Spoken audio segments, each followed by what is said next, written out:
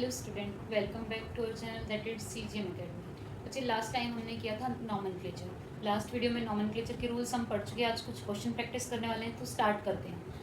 पहला क्वेश्चन है आपका प्लेटिनम। तो पहले हमने क्या देखा था, कैटायनिक एनायनिक पार्ट नहीं है, तो हमारे पास क्या है, सिर्फ कॉम्प्लेक्स है। कॉम्प्लेक्स की नेमिंग स्टार्ट करते हैं। कॉम्प्लेक्स में आप पहले किसकी नेमिंग करोगे, लिगेंड्स की।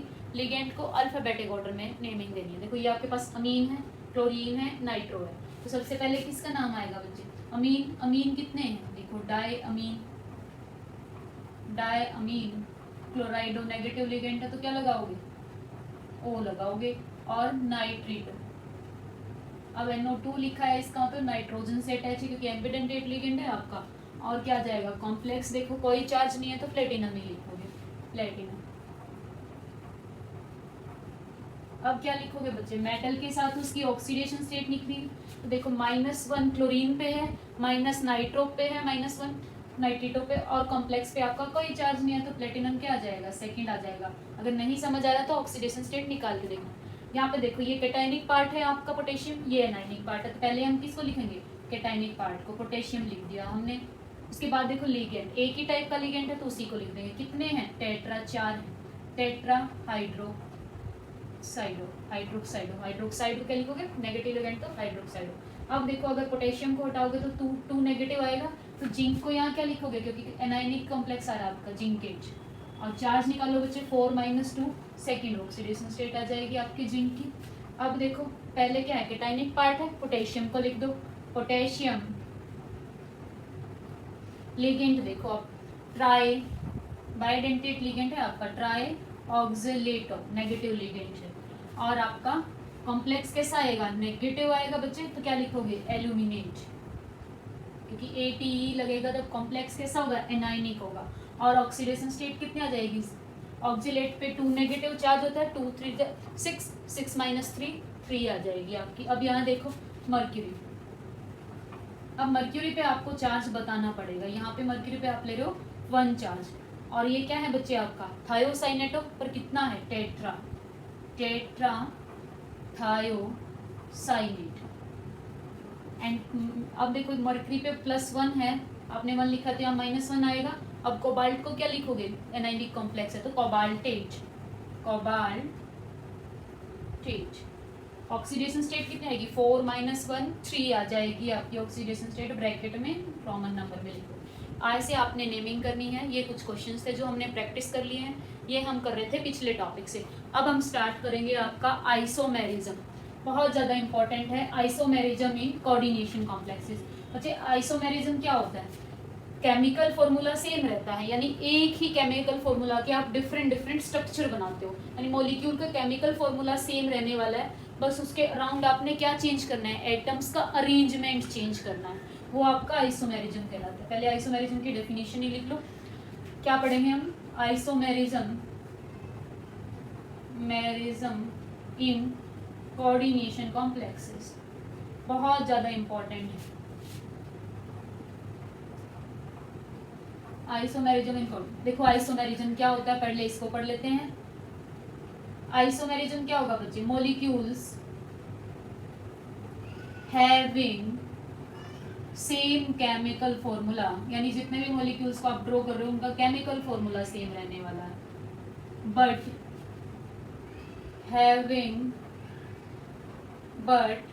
Having different arrangement of atoms, यानी लिगेंड्स के एटम का मेटल के सराउंड में आपने अरेंजमेंट डिफरेंट देखना है। आपका जो केमिकल फॉर्मूला है सेम रहने वाला है, यानी जितनी मोलिकुलर स्पीसीज आपके कॉम्प्लेक्स में यूज होनी है बच्चे वो सेम ही रहेगी, किन्हीं भी 2 आइसोमर के बीच में। चेंज कहाँ होगा, जो आपने एटम्स लिए हैं उनके अरेंजमेंट में डिफरेंट होगा, यानी लिगेंड्स के अरेंजमेंट में डिफरेंस मिलने वाला है। फिर आइसोमेरिज्म आपका कोऑर्डिनेशन में 2 टाइप का होता है, आपका रहता है stereo isomerism and structure isomerism. तो दोनों टाइप को देख लेते हैं। पहले हम पढ़ते हैं स्टीरियो आइसोमेरिज्म। स्टीरियो आइसोमेरिज्म में क्या होगा बच्चे, आपके लिगेंड का अरेंजमेंट ही डिफरेंट होगा। ये फर्दर 2 टाइप का होता है आपका, geometrical isomerism and optical isomerism. 2 type से आप पढ़ने वाले हो स्टीरियो आइसोमेरिज्म। यही एग्जामिनर बच्चों को कंफ्यूज करता है, बच्चे एग्जामिनर पूछता है आपसे स्टीरियो आइसोमेरिज्म, और बच्चे ऑप्टिकल आइसोमेरिज्म को भूल जाते हैं। बच्चे क्या करते हैं, आपको ज्योमेट्रिकल से आंसर दे देते हैं और सिर्फ ज्योमेट्रिकल में जितने आइसोमर आए हैं उससे अपना आंसर टिक कर देते हैं। कॉम्पिटिटिव एग्जाम में खासकर होता है। बच्चे जब भी आपसे स्टीरियो आइसोमर पूछे जाए तो ज्योमेट्रिकल प्लस ऑप्टिकल जितने टोटल आइसोमर आ रहे हैं कैसे निकालने हैं ये सीखेंगे, दोनों का आंसर देना। और उसने अगर सिर्फ ज्योमेट्रिकल पूछा है तो आप क्या करोगे, ज्योमेट्रिकल का आंसर दोगे, और स्टीरियो पूछा है तो दोनों का सम। देखो ज्योमेट्रिकल आइसोमर क्या होंगे, फर्स्ट पढ़ लेते हैं, बहुत ज़्यादा इंपॉर्टेंट है। ज्योमेट्रिकल आइसोमर में क्या होगा,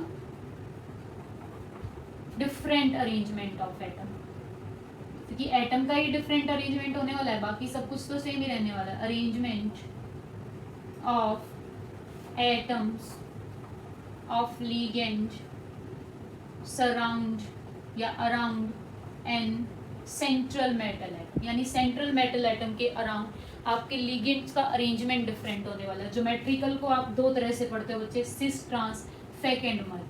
सिस ट्रांस में क्या होगा बच्चे, सिस में आपका क्या रहता है, सेम लिगेंड सेम साइड होते हैं, या सेम लिगेंड के बीच में 90 डिग्री का एंगल होता है। और ट्रांस में क्या होगा बच्चे, सेम लिगेंड एक दूसरे के अपोजिट होंगे, यानी सेम साइड प्रेजेंट नहीं होंगे। और जो ट्रांस लिगेंड है यानी सेम लिगेंड के बीच में ट्रांस में क्या होता है, 180 डिग्री का एंगल होता है। देखो एग्जांपल से समझते हैं। सपोज आपने ले लिया प्लेटिनम Cl2NH3 की ट्वाइस, और ध्यान रहे ज्योमेट्रिकल आइसोमेरिज्म ये लिख लेना। ज्योमेट्रिकल आइसोमेरिज्म बच्चे स्क्वायर प्लेनर और ऑक्टाहेड्रल कॉम्प्लेक्सेस में दिखता है। अगर एग्जामिनर आपसे पूछे कि टेट्राहेड्रल में ज्योमेट्रिकल आइसोमेरिज्म दिखाओ, तो यानी एग्जामिनर आपका बेवकूफ़ बना रहा है। टेट्राहेड्रल में कभी भी ज्योमेट्रिकल आइसोमेरिज्म नहीं होता बच्चे, कल हमने 3D में देखा था। टेट्राहेड्रल में क्या होता है, मेटल्स और से सभी लिगेंड सेम बॉन्ड एंगल पे सेम डिस्टेंस पे होते हैं, तो वो ज्योमेट्री आपकी परफेक्ट होती है। वहाँ पे डिफरेंट लिगेंड लगाने से कोई फर्क नहीं पड़ता, सभी लिगेंड एक दूसरे से सेम डिस्टेंस और सेम एंगल पे होते हैं। तो वहाँ पे आपको टेट्राहेड्रल में कभी भी ज्योमेट्रिकल आइसोमर नहीं दिखेगा, नॉट बना के लिख लेना। अब पढ़ते हैं स्क्वायर प्लेनर है आपका। देखो तो इसमें सिस और ट्रांस कैसे होगा, सिस के लिए क्या रहना चाहिए, सेम लिगेंड सेम साइड पे या एक दूसरे के 90 डिग्री पे रहेंगे।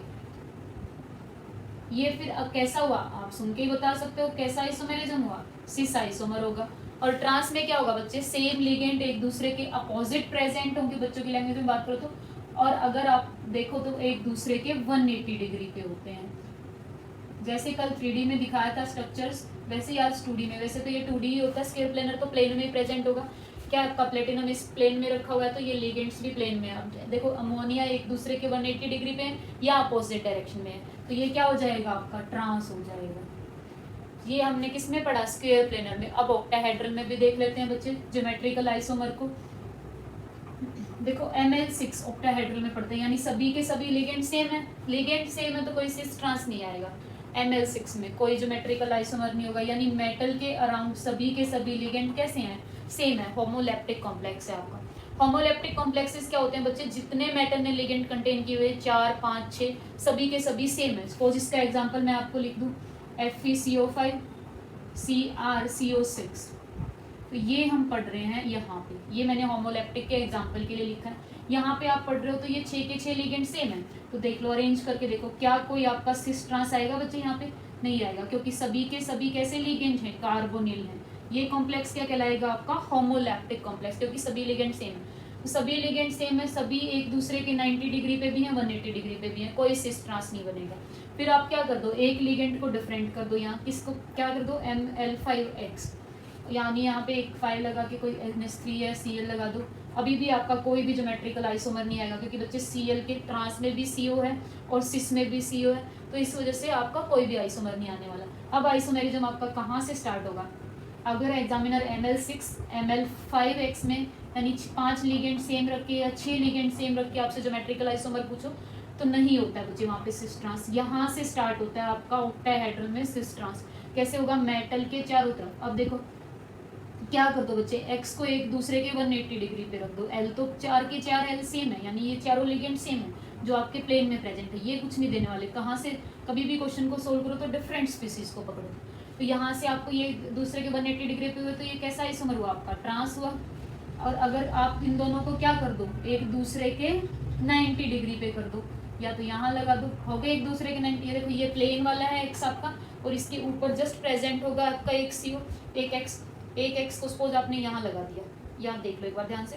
फिर क्या करते हो आप, ऊपर लगा देते हो, तो दोनों एक दूसरे के क्या हुए, परपेंडिकुलर हुए, एंगल के साथ 190 डिग्री। तो ये आपका क्या बनेगा, सिस बनेगा बच्चे। ये आपका कैसा आइसोमर बना, सिस।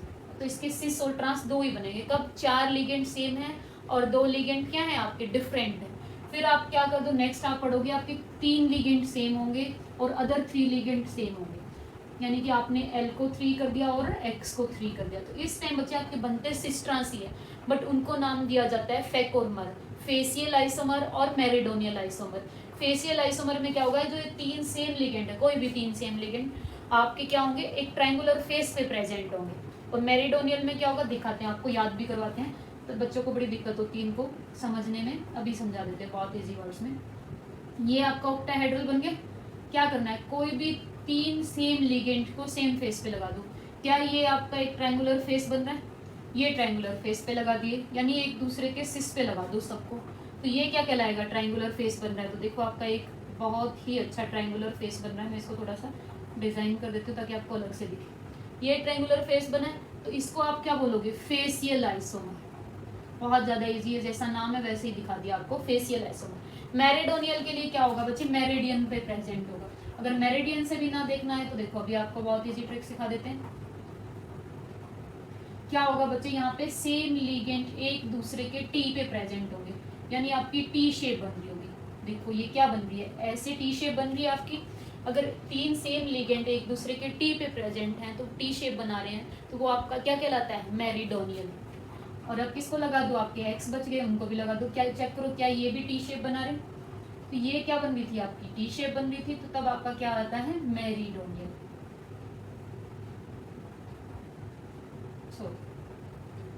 या मर आइसोमर, छोटी फॉर्म में इसको मर लिखते हो, इसको फेक लिखते हो बच्चे। कहीं भी Ma3B3 यानी 6 में से 3 लिगेंड एक जैसे हैं और 3 एक जैसे हैं, कहीं भी दिखे फेक और मर आइसोमर आंख बंद करके लगाना। अदरवाइज आपको सिखा दिया है, सेम लिगेंड क्या बना रहे हो, ट्रायंगुलर फेस बना रहे हो, तो आपका फेक आइसोमर कहलाएगा। ये किसकी तरह दिखता है, सिस की तरह।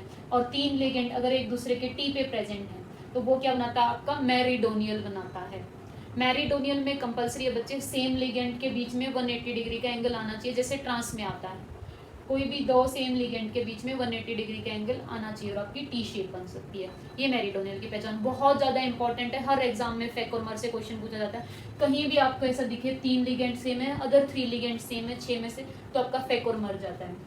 अब आगे, ये थे आपके आइसोमर्स। कौन से आइसोमर पढ़े हैं आपने, ज्योमेट्रिकल आइसोमर पढ़े हैं बच्चे। ज्योमेट्रिकल आइसोमर्स में आपने सिस ट्रांस देखा स्क्वायर प्लेनर में। स्क्वायर प्लेनर में ऐसे ही एग्जिस्ट करेगा सिस ट्रांस। क्या होगा, जो 2 सेम लिगेंड होंगे एक साइड रख दो या एक दूसरे के अपोजिट रख दो। सिस में 90 डिग्री एंगल ध्यान रखो, ट्रांस में 180 डिग्री एंगल ध्यान रखो।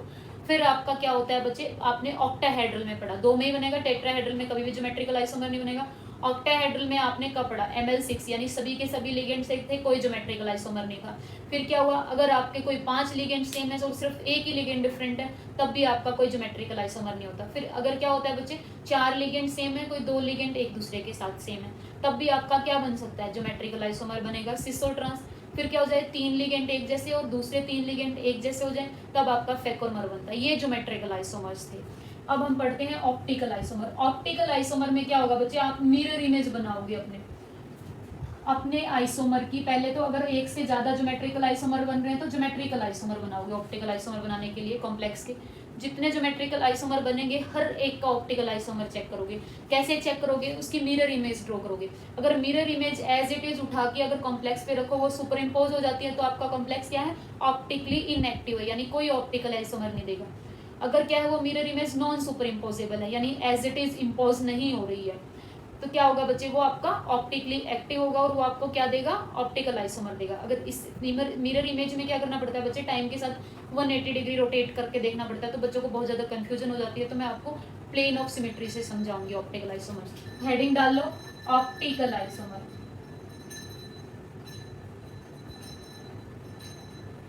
ऑप्टिकल आइसोमर क्या होंगे बच्चे, दीज आइसोमर्स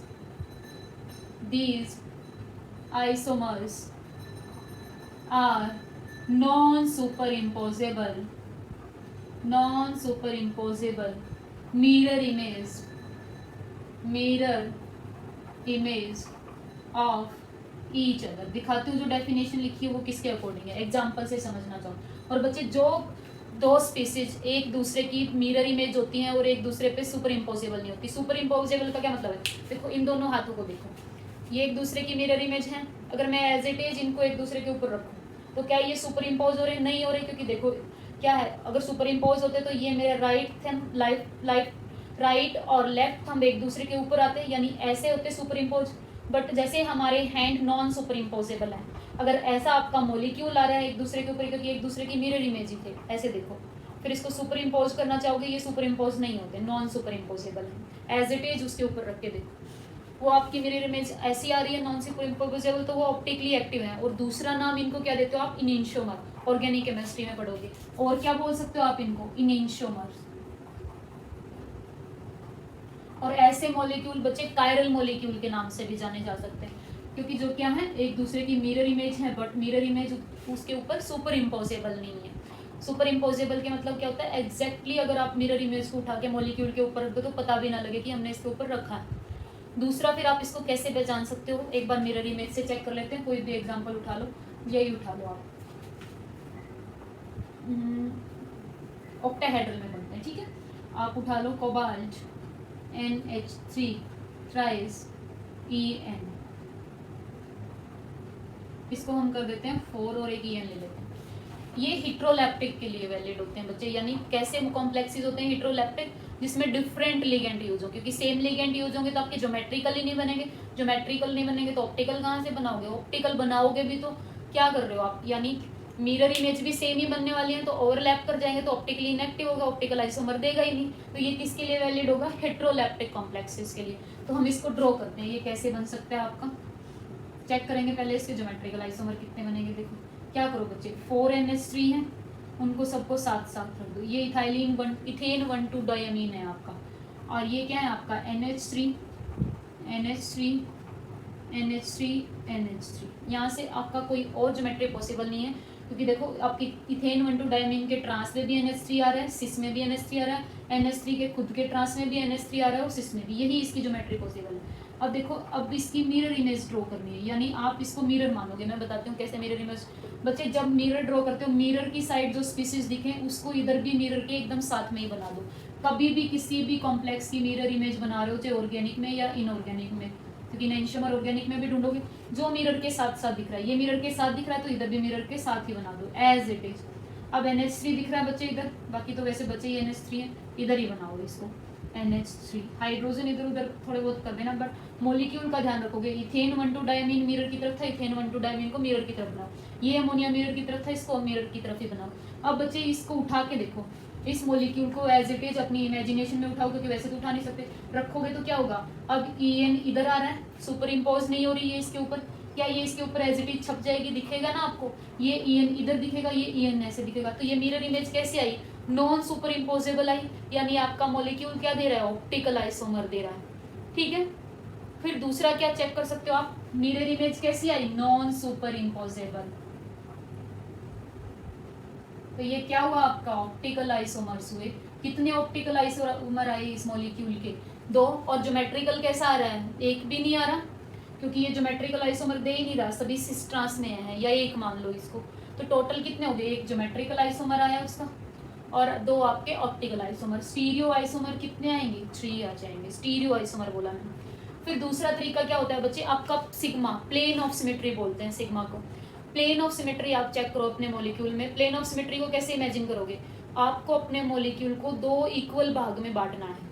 जैसे चाकू से कुछ काटते हो, आप कोशिश करो कि उसको सेंटर से काट रहे हो, ऐसे जैसे आपने बॉल ली बच्चे, उसको आप नाइफ से काट रहे हो, तो कोशिश क्या करोगे कि वो बॉल 2 इक्वल हाफ में कटे। अगर मॉलिक्यूल 2 इक्वल हाफ में कट रहा है किसी भी एक सिग्मा से, सिग्मा क्या है, एक चाकू मानो, वो एक प्लेन की तरह बस बड़ा मान लो चाकू को, कि वो मॉलिक्यूल को एक दूसरे के बराबर हिस्सों में काट रहे हैं। तो अगर कहीं भी किसी भी तरफ से अगर आपका सिग्मा प्रेजेंट है, sigma is plane of symmetry, तो आपका मॉलिक्यूल क्या हो जाएगा, ऑप्टिकली इनएक्टिव। वो सिग्मा प्रेजेंट होते ही ऑप्टिकल आइसोमर नहीं देगा। देखो यहाँ पे चेक करते हैं, सपोज मैं लगा रही हूँ ये प्लेन कैसे है, ये अबव और बिलो द प्लेन है, और ये ऐसे प्रेजेंट है, तो आप यहाँ से काट रहे हो मॉलिक्यूल को। देखो यहाँ से क्या इधर अमोनिया दिख रहा है, मिरर है तो ये रिफ्लेक्ट करेगा बच्चे, देखो ये ऐसे काट रहे हो आप, यहाँ अमोनिया है, क्या यहाँ अमोनिया नहीं है, यहाँ अमोनिया, बट इसी की वजह से यहाँ तो है, बट इसी की वजह से आपका क्या हो गया, सिग्मा अब्सेंट हो गया। अब क्या करो, आप मॉलिक्यूल को यहाँ से काट दो, जो आपका ये NH3 वाला प्लेन है ना, जिसको हमने डॉटेड लाइन से दिखाया, बोर्ड के प्लेन से काट दो। तो क्या यहाँ पे N है, क्या यहाँ पे N नहीं है, यानी इसमें एक भी सिग्मा प्रेजेंट नहीं है। जो अपना हाथ उसको प्लेन मान सकते हो आप, सिग्मा होता है प्लेन ऑफ सिमेट्री। तो मॉलिक्यूल को काट के भी देख सकते हो, एक भी सिग्मा प्रेजेंट नहीं है, यानी ऑप्टिकली एक्टिव है, ये आपको ऑप्टिकल आइसोमर देगा। दो तरीके से बता दिया बच्चे, मिरर इमेज कैसे ड्रॉ करनी है और plane of symmetry. Plane of symmetry को आप एक चाकू से भी देख सकते हो कि आप मॉलिक्यूल को ऐसे काट रहे हो तो इसकी मिरर इमेज यहाँ बननी चाहिए, नहीं बन रही तो सिग्मा अब्सेंट है। सिग्मा अब्सेंट है तो यानी ये ऑप्टिकल आइसोमर देगा। बट आपके यहाँ में एक से ज़्यादा सिग्मा है तो दोनों चेक करने पड़ेंगे, क्योंकि एक तो प्लेन में है, एक जो कल आपको दिखाया था 3D में दूसरी वीडियो में अबव एंड बिलो दिए। तो एक बार हमने अबव एंड बिलो लगाया, जो हमने ये वाला प्लेन लगाया था, इनको काटा हमने, तो क्या था बच्चे, यहाँ पे अमोनिया आ रहा था बट यहाँ अमोनिया नहीं आ रहा था, बस यही डिफरेंट था। फिर दूसरा प्लेन आपने कैसे लगाया, यहाँ तो यहाँ पे इथाइलिन 1,2 डायमीन है, इथेन 1,2 डायमीन है, यहाँ इथेन 1,2 डायमीन है, तो दोनों प्लेन अब्सेंट हो गए, यानी ये कैसा है, ऑप्टिकली एक्टिव। तो सिग्मा क्या है आपका, प्लेन ऑफ सिमेट्री को बोलते हैं। इजी वे होता है बच्चे। अगर ये देखो यहाँ पे मिरर इमेज ओवरलैप हो रही नहीं हो रही होती, तो आपको कई बार क्या करना पड़ता है, इसके अकॉर्डिंग पकड़ के और 180 डिग्री पे घुमाना होता है अपने मॉलिक्यूल को, फिर चेक करना होता है। बच्चे 180 डिग्री पे घुमाना भूल जाते हैं, तो इसलिए मैंने आपको क्या बताया है, दूसरा तरीका बताया है, किसका, प्लेन ऑफ सिमेट्री का। ये थे आपके ऑप्टिकल आइसोमर। एक दो एग्जाम्पल और डिस्कस कर लेते हैं। सबसे ज्यादा ध्यान रखो बच्चे, मोस्ट ऑफ केसेस में, हर केस में मैं नहीं बोल रही हूँ, जहां पे भी आपका क्या होता है, बाइडेंटेट लिगेंड आता है या पॉलीडेंटेट लिगेंड आता है, मोनोडेंटेट को छोड़ के, तो उसके ऑप्टिकल एक्टिव होने के चांसेस बढ़ जाते हैं, यानी वो ऑप्टिकल आइसोमर देने के चांसेस वहां पे बढ़ जाते हैं। अब देखो हम पढ़ते हैं किसी मॉलिक्यूल को, PtCl4 NH3 की ट्वाइस। अब ये प्लेटिनम +2 ऑक्सीडेशन स्टेट, तो मैं यहाँ पे -2 लगा देती हूँ। इसकी क्या होती है बच्चे, डी ब्लॉक एलिमेंट्स की आपकी जर्नल ऑक्सीडेशन स्टेट +2 होती है, और प्लेटिनम +2 ही शो करता है, इस वजह से मैंने इसको चार्ज में बैलेंस कर दिया। तो क्या होगा आपका, एक सिस बनेगा ज्योमेट्रिकल, एक ट्रांस बनेगा। पहले हम ट्रांस बना लेते हैं, NH3 आपको मैं यहाँ पे स्क्वायर प्लेनर इसलिए नहीं करवा रही, बहुत ज़्यादा ईजी, आप खुद से कर लोगे, मैं ऑक्टाहेड्रल करवा रही हूँ आपको। क्या होगा बच्चे, प्लेन चेक करो, देखो यहाँ से काटोगे इन Cl के अकॉर्डिंग, ये तो ऐसे प्रेजेंट है NH3 ऐसे काटोगे तो NH3 प्रेजेंट है, plane of symmetry, NH3 present है, तो ये सिग्मा क्या हो गया, अब्सेंट हो गया, क्योंकि ये प्लेन तो रिफ्लेक्ट कर रहा है। यहाँ से काटोगे तो Cl भी क्या हो रहे हैं, रिफ्लेक्ट हो रहे हैं, NH3 तो मॉलिक्यूल से कट जाएंगे, चाकू से आप आधा आधा काट दोगे, तो ये भी सिग्मा क्या है आपका, अब्सेंट है, तो मॉलिक्यूल कैसा हुआ, ऑप्टिकली इनएक्टिव होगा, कोई भी आपको क्या नहीं मिलने वाला, ऑप्टिक। अब देखो मिरर इमेज से देख लो, ऑप्टिकल आइसोमर नहीं मिलने वाला, मिरर इमेज बनाओगे कोई फर्क नहीं पड़ेगा। देखो इधर भी NH3 है, इधर भी NH3 है, इधर भी Cl है, इधर भी Cl है, इधर भी NH3 है। अब क्या करना है, ये जो मिरर इमेज वाला मॉलिक्यूल है इसको उठा के अपने ओरिजिनल मॉलिक्यूल पे रखो, NH3 के ऊपर आएगा, NH3 के ऊपर प्लेटिनम क्लोरीन के ऊपर, तो क्या हुआ, super imposable mirror image I, तो ये ऑप्टिकल आइसोमर नहीं देगा बच्चे। फिर क्या करो, ज्योमेट्रिकल, सेकंड ज्योमेट्रिकल आइसोमर बनाओ आप अपने मॉलिक्यूल का, देखो क्या पता वो दे दे आपको। क्या करो, अब Cl क्या थे, ट्रांस थे, उनको सिस कर दो, यानी एक दूसरे के 90 डिग्री पे ले आओ क्लोरीन को। अब मिरर इमेज ड्रॉ करो, प्लेटिनम NH3, बट क्या होगा, मिरर इमेज ड्रॉ कर रहे हो ना आप, तो क्लोरीन आएगा इधर, क्योंकि प्लेन के साथ क्या है, क्लोरीन है। अब NH3 आ जाएंगे, और ये क्या आ जाएगा, Cl NH3। अब क्या करो, एज इट इज उठाओ, बट दिक्कत कहाँ आएगी बच्चे, क्या ये क्लोरीन आपका इस अमोनिया पे सुपर इम्पोज होगा, नहीं होगा। फिर आपको क्या चेक करना, अगर मैं इस क्लोरीन को पकड़ के मॉलिक्यूल को 180 डिग्री घुमा दूं, अगर 180 डिग्री घुमाऊंगी तो सिर्फ ये प्लेन वाले मॉलिक्यूल ही घूमेंगे, तो ये क्लोरीन कहाँ चला जाएगा, यहाँ आ जाएगा, ये अमोनिया यहाँ आ जाएगा, ये अमोनिया इंटरचेंज होगी, तो मिरर इमेज कैसी हो जाएगी, सुपर इम्पोजेबल। देखो 180 डिग्री रोटेशन करते हैं इसकी, 180 डिग्री कहाँ से कर रहे हो, यहाँ से ऐसे घुमा रहे हो आप मॉलिक्यूल को, तो ये मॉलिक्यूल कैसा कन्वर्ट हो जाएगा, मैं आपको रोटेशन करके दिखा रही हूँ। तो ये मॉलिक्यूल बन जाएगा बच्चे प्लेटिनम, क्योंकि यहाँ से तो घुमाया, इसमें कोई चेंज नहीं आएगा, इसको पकड़ के आपने, तो आपका क्या घूमेगा, जो प्लेन में है वो घूमेगा, तो आपका क्लोरीन यहाँ आ जाएगा, ये NH3 यही था क्लोरीन, तो क्या होगा, इस क्लोरीन में और इस NH3 में चेंज होगा, और ये आपका क्या हो जाएगा, क्लोरीन NH3। अब इसको 180 डिग्री रोटेशन करने से मिरर इमेज चेंज नहीं हुई, ये मिरर इमेज ही है। अब इसको उठा के इस पे रखोगे तो ये सुपर इम्पोज हो जाएगी। तो बच्चे यहाँ पे ये करने में दिक्कत होगी आपको, इसलिए मैं प्लेन सिखा रही हूँ आपको। तो यहाँ प्लेन चेक करोगे, इससे काटोगे, ये दिख रहा है अपसेंट हो जाएगा, क्योंकि NH3 और एक सिग्मा अपसेंट हो गया आपका। फिर क्या करोगे बच्चे, इस प्लेन में काटोगे, क्लोरीन और ये सिग्मा भी अपसेंट। फिर आपके प्लेन कैसे पास होते हैं एक बार 2D में समझने की कोशिश करो बच्चे। आप क्या करते हो, यहाँ से काटते हो, ये ऐसे प्रेजेंट है, ये क्लोरीन ऐसे प्रेजेंट है, तो आप क्या करते हो, यहाँ से काट देते हो टेढ़ा। देखो टेढ़ा ऐसे काट दोगे आप, तो ये बचे हुए क्या, ये अमोनिया इस अमोनिया को रिफ्लेक्ट कर रहा है, कर रहा है। आपने क्या किया है, यहाँ से एक प्लेन लगा दिया जो इस Cl को हाफ काट रहा है, इस Cl को हाफ काट रहा है, इस अमोनिया को, इस अमोनिया को। तो ये दोनों अमोनिया एक दूसरे को रिफ्लेक्ट कर रहे हैं, यानी एक सिग्मा प्रेजेंट हो गया। जैसे ही सिग्मा प्रेजेंट, आपका मॉलिक्यूल क्या हो जाएगा, ऑप्टिकली इनएक्टिव, कोई ऑप्टिकल आइसोमर नहीं देगा। तो ये आप घुमा के भी देख सकते हो। अगर आपको चांसेस लग रहे हैं कि 180 डिग्री से रोटेट करने पे सुपर इम्पोज कर जाएगी, तो आपने 180 डिग्री रोटेट करके देखना है। बच्चे 180 डिग्री रोटेट करने में आपका टाइम लग रहा है, तो आप प्लेन लगाना सीखोगे। प्लेन हम 3D में भी आपको लगा के दिखाएंगे, जैसे स्ट्रक्चर दिखाए थे, ये एक बार 2D में लगा के दिखाएंगे। आज 2D में समझ लो, नेक्स्ट वीडियो में 3D में प्लेन लगा के ट्राई करेंगे। ये प्लेन कैसे लगा बच्चे, ये आपका क्या है, जो आपके दो ये अमोनिया और Cl अमोनिया लगे हुए हैं, वो वाला प्लेन है। ये Cl लगा हुआ है, ये Cl लगा हुआ है, देखो मार्कर पे। तो हमने इसको कैसे काटा है, ऐसे काटा है टेढ़ा, कि ये Cl भी कट गया और ये Cl सपोज इधर कहाँ है, पीछे से एक उंगली उठती दिख रही होगी आपको, यहाँ है, यहाँ एक अमोनिया था, तो ये इसको हमने ऐसे काटा, जो उठी हुई उंगली हमारी वो भी कटेगी साथ में, और ये दोनों अमोनिया भी कट गए, क्लोरीन। ये क्या हो, फिर ये अमोनिया और इस अमोनिया को रिफ्लेक्ट कर रहा है। यहाँ एक अमोनिया बचा है और यहाँ एक अमोनिया बचा, वो रिफ्लेक्ट कर रहे हैं, बाकी सब कुछ कट चुका है। ये क्या हुआ आपका ऑप्टिकल आइसोमेरिज्म, क्योंकि एक सिग्मा प्रेजेंट होने की वजह से क्या हो गया, ऑप्टिकली इनएक्टिव हो गया। तो मॉलिक्यूल कैसा हुआ, कोई भी ऑप्टिकल आइसोमर नहीं दे रहा, सिर्फ 2 ज्योमेट्रिकल आइसोमर दे रहा है। प्लेन ऑफ सिमेट्री 2D में आज समझ लो, नेक्स्ट वीडियो में 3D में भी समझाएंगे, बहुत अच्छे से विजुलाइज करवाएंगे। ऑप्टिकल आइसोमरिज्म इतना ही था बच्चे, बस यही सीखना है। या तो 180 डिग्री रोटेशन सीख लो, 180 डिग्री रोटेशन में कुछ नहीं करना, बस इसको पकड़ के मॉलिक्यूल को ऐसे घुमाना है, इमेजिन करना है। मॉलिक्यूल आप कल देख चुके, ऑक्टाहेड्रल में क्या था, प्लेन में इसके 4 लिगेंड्स लगे हुए थे, उन 4 लिगेंड्स को इमेजिन करने की कोशिश करो। फिर क्या करो बच्चे, ये मार्कर की टिप आपकी तरफ है, 180 घुमाना, तो इसको पीछे की तरफ कर दो बस।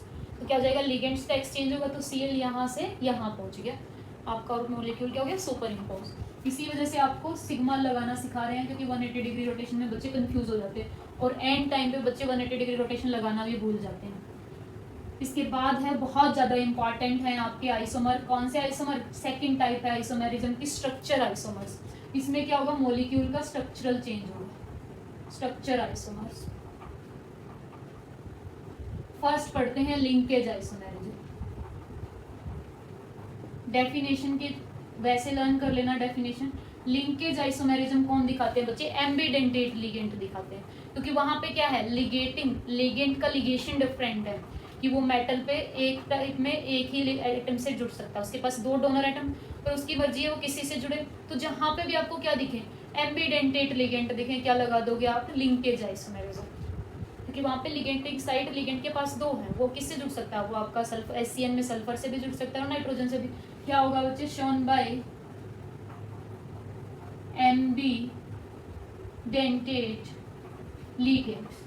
बस कुछ नहीं है, एग्जांपल ध्यान रखो, कैसे एग्जांपल दिख सकते हैं आपको, क्या दिख जाए, देखो, कोबाल्ट NH3 5 HCN।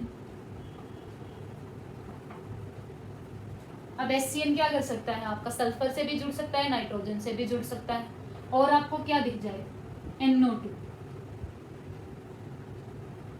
अगर यहाँ पे क्या है बच्चे, नाइट्रेटो N भी हो सकता है, नाइट्रेटो O भी हो सकता है, तो जहाँ पे भी आपको एम्बिडेंटेट लिगेंड की प्रेजेंस दिख जाए, तो वो क्या कहलाएंगे आपके, लिंकेज आइसोमेरिज्म। फिर आपका आता है आयनाइजेशन आइसोमेरिज्म।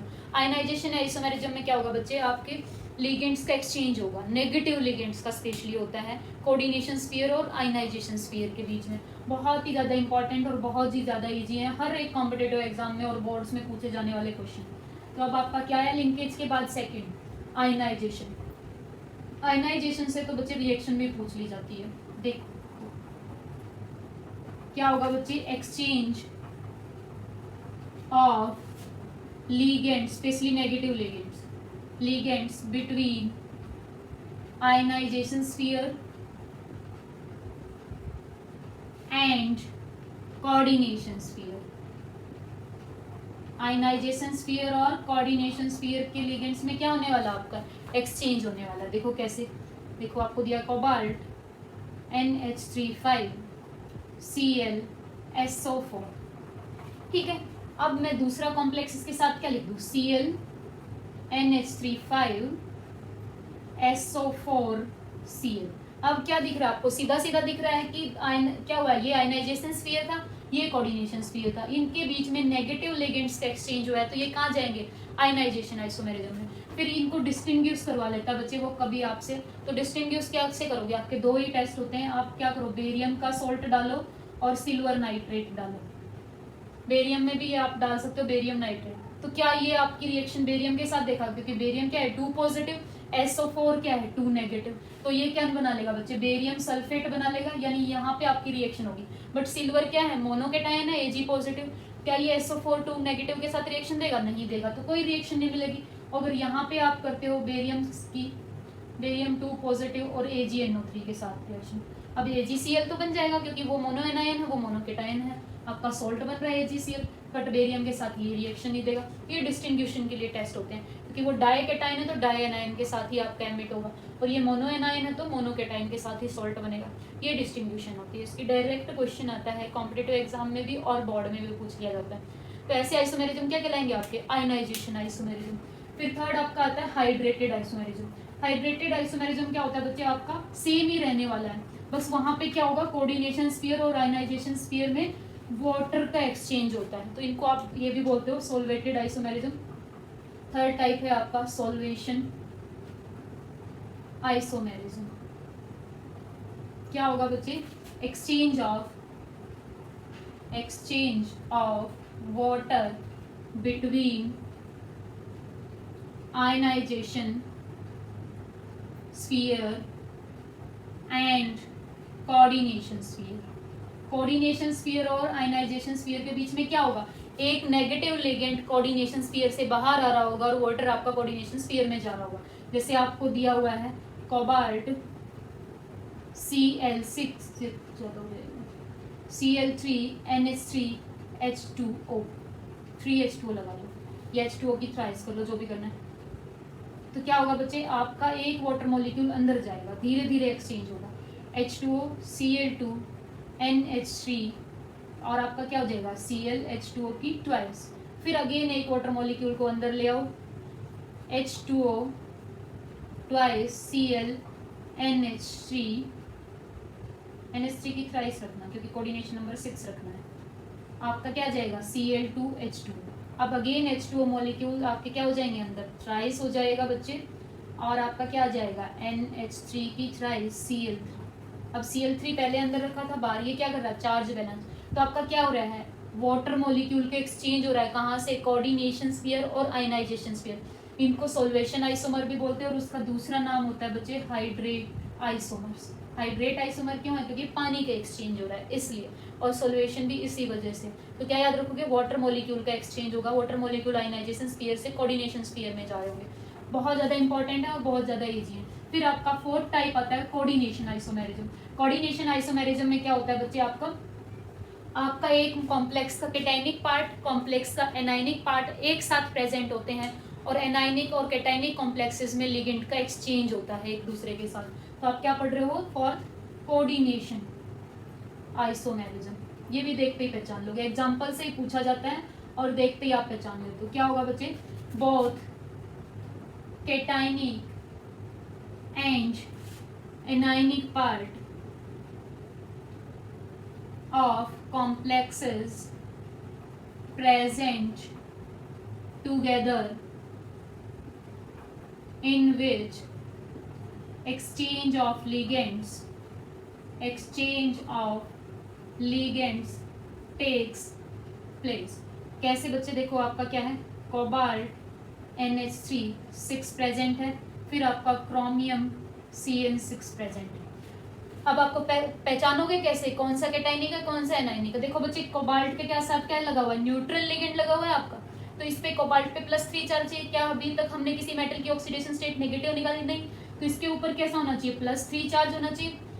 और बच्चे यहाँ पे देखो साइनाइड -6 है, तो तो इस पे से अगर आप -3 करोगे तो क्या पे +3 चार्ज रहेगा क्रोमियम पे, तो क्या हो गया, एक कैटाइनिक लिगेंड, एक कैटाइनिक कॉम्प्लेक्स और एक एनाइनिक कॉम्प्लेक्स एक दूसरे के साथ प्रेजेंट है। ये अलग अलग नहीं है, एक दूसरे के साथ है, ये चार्ज तो हम दिखा रहे हैं और ये एक दूसरे के साथ साथ प्रेजेंट ही चार्ज बैलेंस के लिए होते हैं। तो नेक्स्ट में आपका क्या हो जाएगा, COCN6 और क्रोमियम NH3 अब ये हो जाएगा आपका, ये दोनों आपको क्वेश्चन में साथ लिखे हुए दिखेंगे। नहीं अगर आपका क्या है रिटन एग्जाम है तो आपको लिखने पड़ेंगे ऐसे, अगर आपको क्या है कॉम्पिटेटिव एग्जाम में तो ये लिखे हुए हैं, बस आपको पहचानना है कि आपको दिख जाएगा एक कैटाइनिक पार्ट है, एक एनाइनिक पार्ट। अदरवाइज देखो एक नेगेटिव लिगेंड मिलेगा, एक न्यूट्रल लिगेंड मिलेगा, पहचान लोगे फटाफट। ये आपका आइसोमेरिज्म था, 2 टाइप के आइसोमर थे, structure isomer and stereo isomer. Stereo isomer के फर्दर 2 टाइप थे, geometrical and optical. Structure isomer के 4 टाइप हैं, ionization isomerism, linkage isomerism, solvated isomerism और कोऑर्डिनेशन आइसोमेरिज्म।